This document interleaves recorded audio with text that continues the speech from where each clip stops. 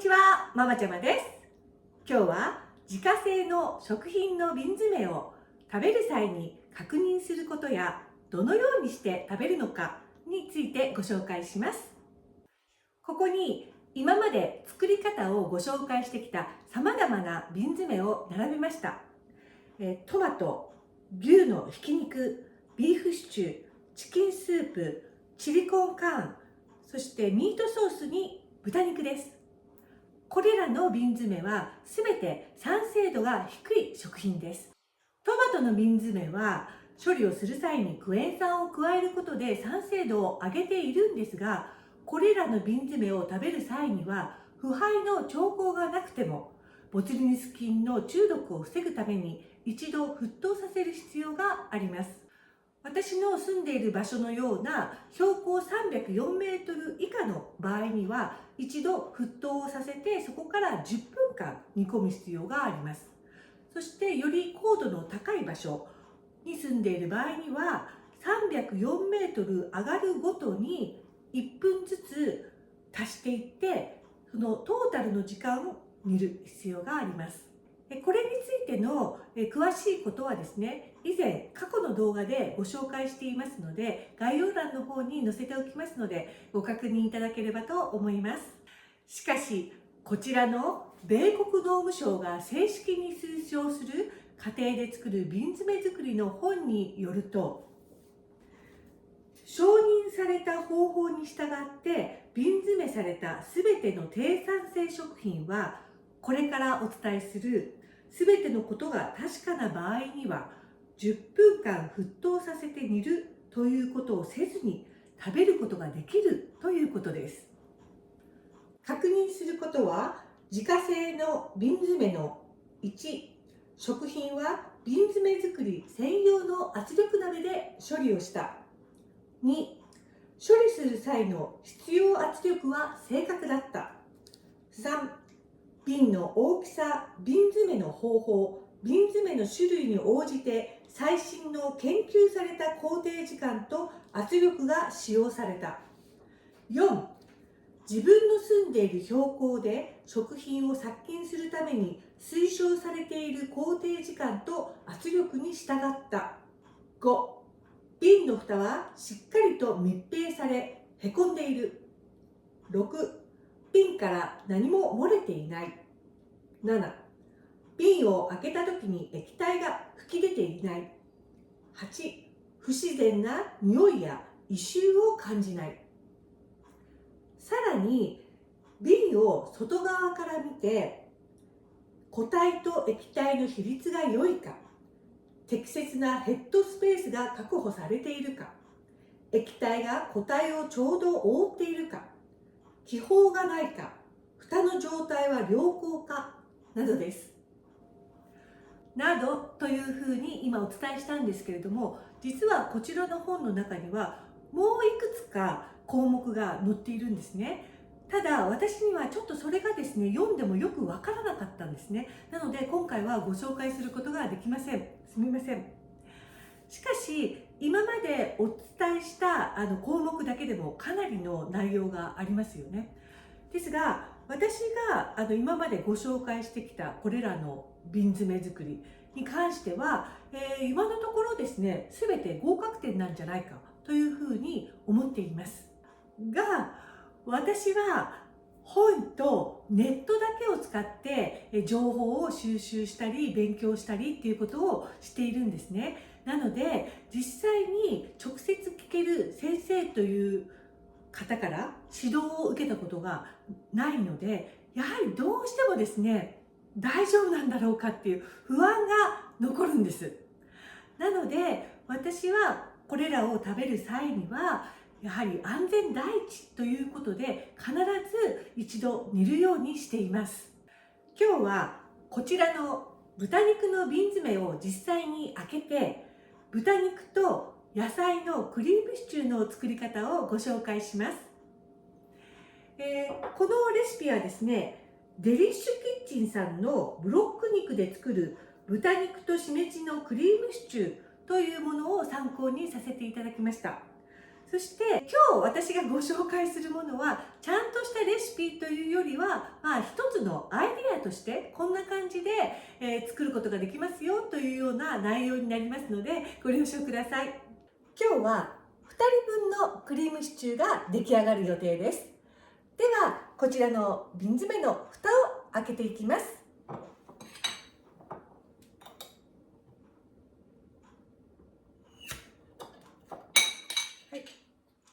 そして匂いを一応ね嗅いでみます。いい香りがしてます。そして特に問題はなさそうです。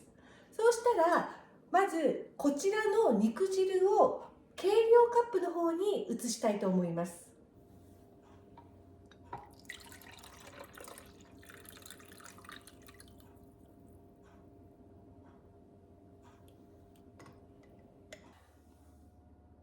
そうですね、170ml ぐらいありますでしょうか。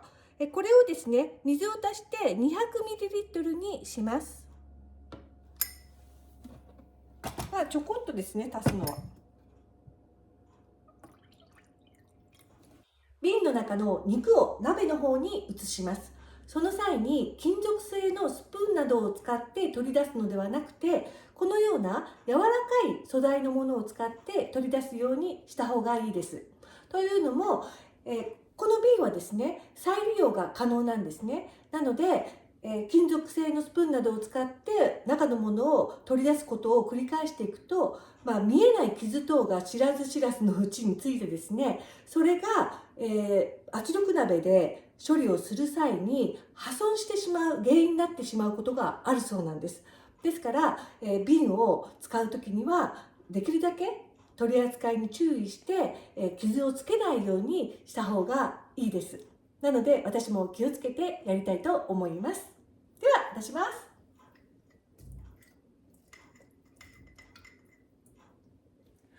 あと肉は熱処理をされていますので本当に柔らかくなっているんですね。ですから優しく扱わないともう粉々になってしまうので、その辺も気をつけた方がいいです。ではこちらに先ほど 200ml にしたスープを加えます。そしてこれを、まず弱火にかけます。続いて他の具材をフライパンで炒めます。今日は野菜を炒めるのにギーを使おうと思います。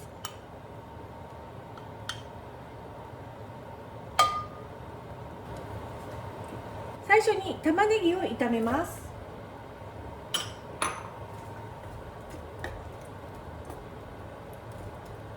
玉ねぎは透き通るぐらいになるまで炒めます。玉ねぎがいい感じになってきたらじゃがいもを加えます。次に人参も加えます。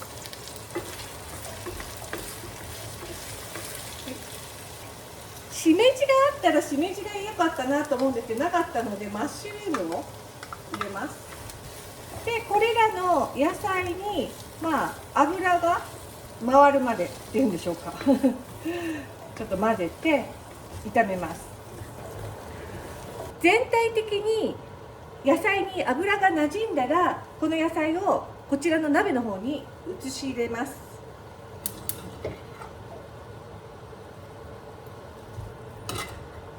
ちょっとスープに対して具材が多すぎるかもしれないんですけど、やってみます。じゃがいも切りすぎちゃったかなみたいな。もう見た目からして具材がちょっと多すぎる感じはするんですけれど、後で牛乳を加えますので、このままいきます。で一回火をですね中火ぐらいにしてふつふつと沸騰するまで待ちます。この肉を沸騰させるのと野菜を煮るのを一緒にやってしまえという私の作戦です沸騰しましたので蓋をして弱火にして、ここから10分間まずは煮たいと思います。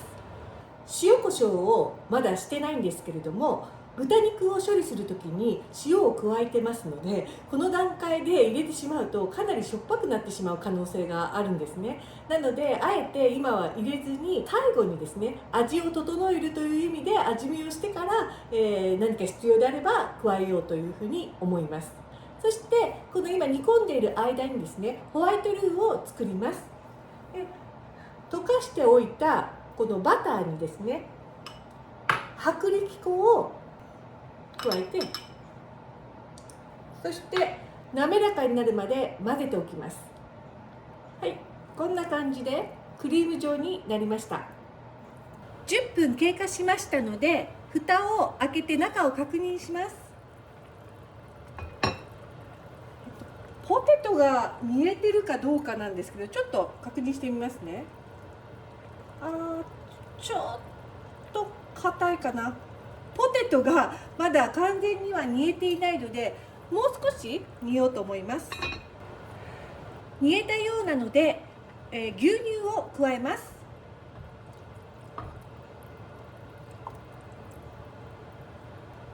先日バーベキューで残ったコーンも入れちゃいます。それとこちらは冷凍グリーンピースですね、彩りで入れようと思います。こちらを、優しく混ぜて、そしてふつふつと沸騰するのを待ちます。かなり温度が下がってしまったので、一度中火にします。煮立ってきましたので、ここでルーを加えます。少し火加減を弱めた方がいいかなと思います。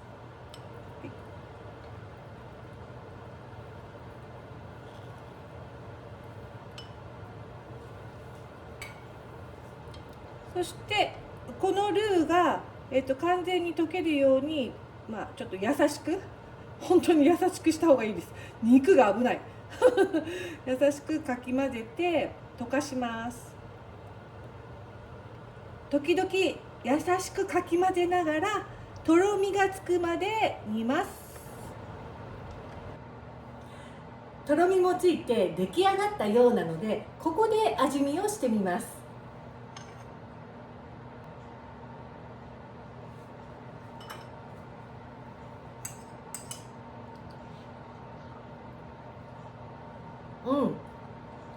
この段階ではもう豚肉を処理した時に入れた塩の味とかはもうほとんど感じられないぐらいマイルドな味付けなので、あとはですね、自分のお好みの味にするために塩コショウをしていきます。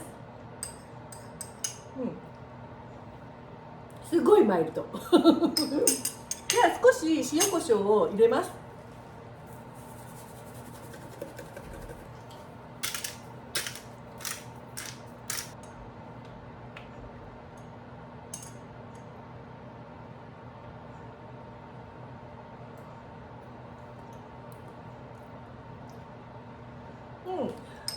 塩コショウでも全然 OK ですけれども、もうちょっとなんていうのかな、濃い味にしたい時にはこういったね、チキンブイヨンパウダーみたいな、こういうのを足しても味に深みが出て美味しいと思います。ちょっと入れちゃおうかなこの辺はもう完全に自分のお好みでやってくださいはい、あまりね濃い味付けにはしたくないので、はい、それでお肉がどのくらい柔らかいのかっていうのをちょっとお見せしたいなというふうに思います。優しくかき混ぜたので、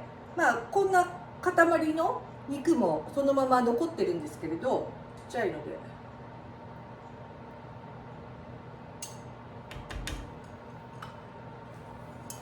これね、どのくらい柔らかいかちょっと軽く押してみますよ。ね、ほらもうすぐ崩れちゃうんですよ。ね、すごい柔らかいんです。で、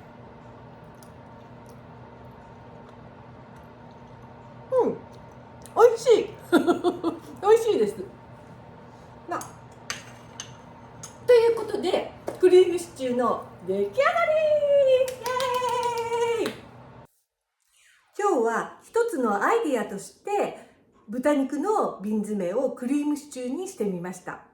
実はこのクリームシチューを作ってみる前に他にも試したものがあります。それは照り焼き味と生姜焼き味とあとバーベキューソースを使ったバーベキューソース味という3つをやってみたんですね。ですがもうすでに豚肉を処理するときに塩を加えていたので、醤油ですとかソースなどは塩が含まれてますよね。なのでものすごくしょっぱくなってしまったんですね。でそのしょっぱさを、和らげるためにスクランブルエッグを一緒に食べたらどうかなとかやったんですけど、このしょっぱさが結構強烈だったので、豚肉を瓶詰めにする際に塩は完全にオプションなんです。風味付けっていうことで塩を入れることで、製品っていうか、瓶の中身の品質が向上するとかそういうことではないそうなので、自分がその後瓶詰めを食べる時に、どういう味付けにしたいのかっていうのも考えて豚肉の瓶詰め作りっていうのをする方がいいなというふうに思いました。醤油系で味付けをしてご飯のお供にしたいんだったらもう塩は入れずに肉の瓶詰め作りをしちゃった方がいいと思います。でどうしてもその塩気が強いのでレシピに塩を後から調整できるものということでクリームシチューをやってみたところすごく成功したということです。なので、これからはですね、先のことまで食べる時のことまで考えてから瓶詰め作りをするっていうのが正解かなというふうに思いました。はい、今日の動画は以上です。最後までご視聴いただきありがとうございました。また次回の動画でお会いしましょう。